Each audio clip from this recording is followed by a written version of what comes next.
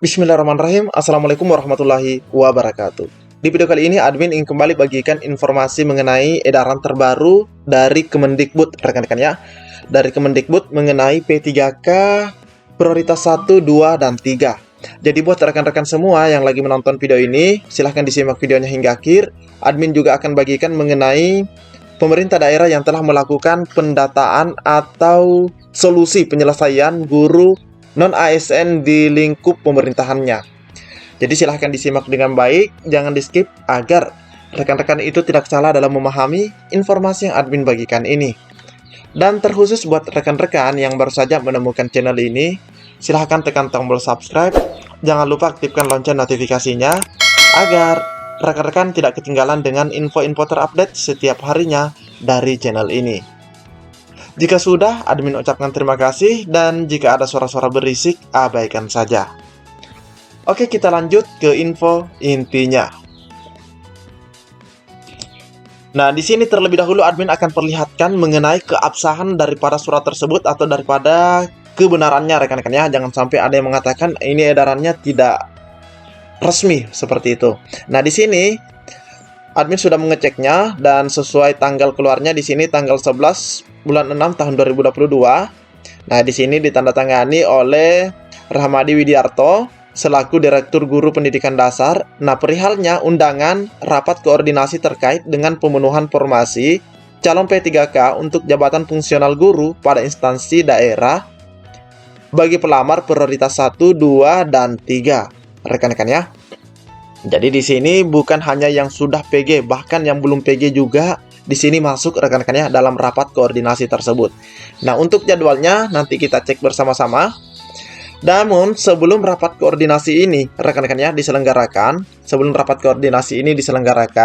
nah di sini ternyata dari informasi dari Kominfo Riau, di mana di sini diinformasikan bahwa Kementerian Pendayagunaan Aparatur Negara dan Reformasi Birokrasi atau Kemenpan RB akan menghapus status tenaga honorer di instansi pemerintah mulai 28 November 2023. Ya, ini juga kita sudah bahas rekan-rekan ya. Hal tersebut tertuang dalam surat Menteri Pendayagunaan Aparatur Negara dan Reformasi Birokrasi atau Menpan RB nomor B 185 sekian perihal status kepegawaian di lingkungan instansi pemerintah pusat dan pemerintah daerah. Menindaklanjuti hal ini, Gubernur Riau Samsyuar lantas melakukan pemetaan. Nah, ini rekan-rekan ya, pemetaan terhadap honorer-honorer yang bertugas di wilayahnya.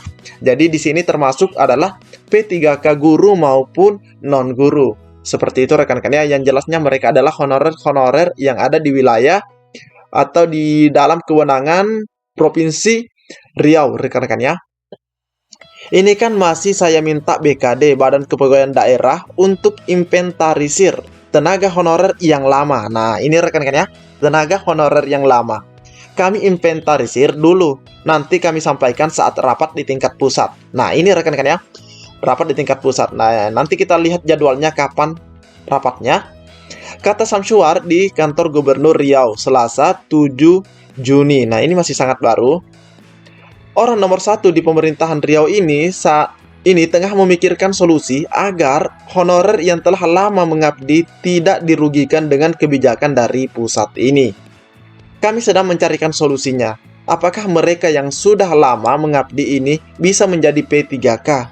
Karena mereka ini kan sudah lama mengabdi, jadi supaya tidak dirugikan dengan adanya penghapusan honorer ini. Nah, ini sejalan sekali dengan apa yang diharapkan oleh rekan-rekan dan forum-forum guru honorer yang selalu menyuarakan agar mereka itu bisa diangkat menjadi ASN P3K minimalnya. Rekan-rekan ya, jadi ini dari Kominfo Riau, jadi mudah-mudahan buat rekan-rekan dari Riau lagi menonton. Nah, selain daripada Riau, admin juga mendapatkan informasi dari salah satu daerah rekan-rekan ya. Nah, di sini kebetulan dibagikan oleh Ma'mul Abdul Fakih, di mana di sini di tanggal 2 Juni dilakukan rapat koordinasi dengan pemerintah daerah Kabupaten Garut penuntasan. Nah, sini rapat koordinasinya penuntasan 3.330 honorer yang lulus PG menjadi ASN P3K, rekan-rekan ya. Bahkan di sini diabadikan juga pada saat rapat ya. Nah, di sini ada foto-fotonya pada saat rapat mengenai penuntasan di daerah Garut ya, honorer yang sudah lulus PG menjadi ASN P3K. Nah, di sini admin kembali ingin terlebih dahulu memperlihatkan rekan-rekan ya bahwa per 9 Juni ya kemarin pada saat sosialisasi bahwa jumlah formasi yang sudah masuk itu 343.631 rekan-rekan ya. 343.631. Ini sudah termasuk dengan jumlah formasi, sisa formasi di tahun 2021 yang ditambah dengan tahun 2022, dan ini totalnya rekan-rekan ya. Nah, di sini sudah termasuk guru agama. Nah, selanjutnya kita akan lihat rekan-rekan ya. Kita akan lihat ini dia tanggal suratnya 11 Juni 2022 dan ini nomor suratnya sama persis dengan yang kita cek.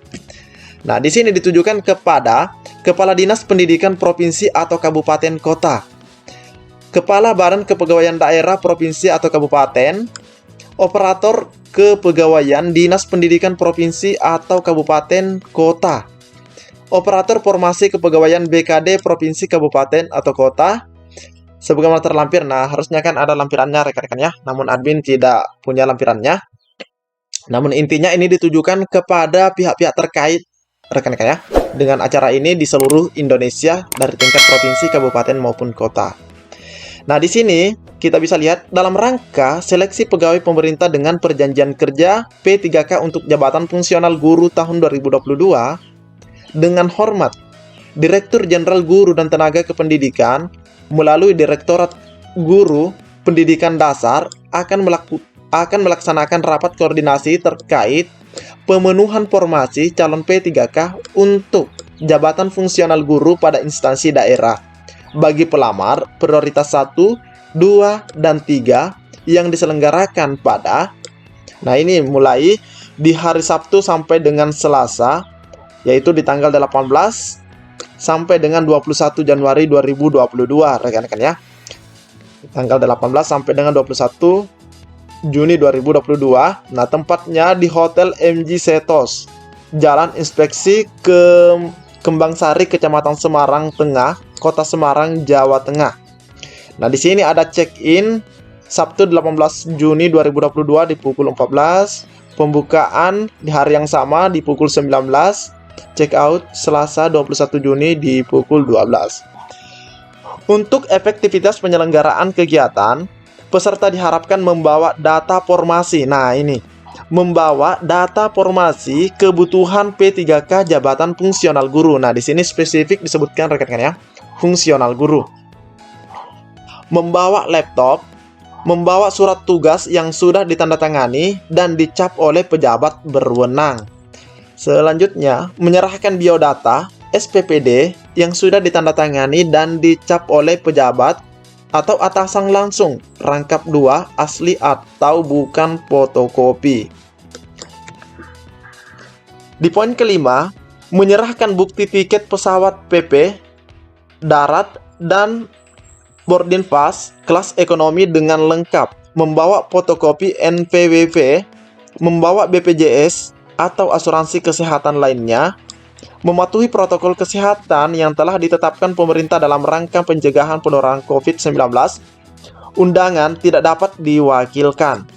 Peserta operator kepegawaian Dinas Pendidikan dan BKD Provinsi, Kabupaten atau Kota masing-masing 1 orang. Nah, ini merupakan juga tindak lanjut daripada permintaan Komisi 10 agar pihak dari Kemendikbud ini melakukan koordinasi atau rapat koordinasi mengenai penyelesaian guru-guru baik yang sudah PG maupun yang belum PG, mengingat di tahun 2023 tepatnya di tanggal 28 rekan-rekan ya, honorer itu sudah berubah statusnya.